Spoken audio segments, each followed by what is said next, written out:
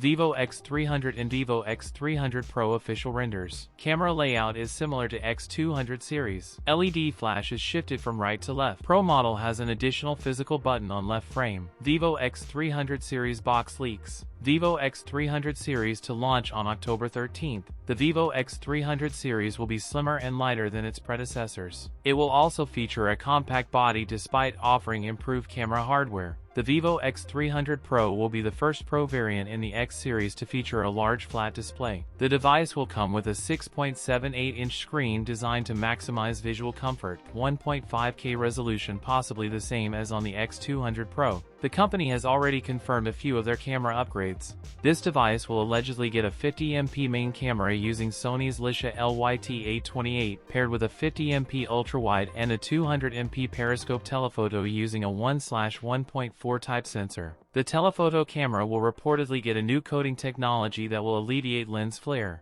The Vivo X300 Pro will have a large 7000 mAh battery. The X300 and X300 Pro will debut as the world's first phones powered by the Dimensity 9500. That's it for today's video. If you enjoyed it, don't forget to like, comment, and subscribe for more content. Thanks for watching, and I'll see you in the next one.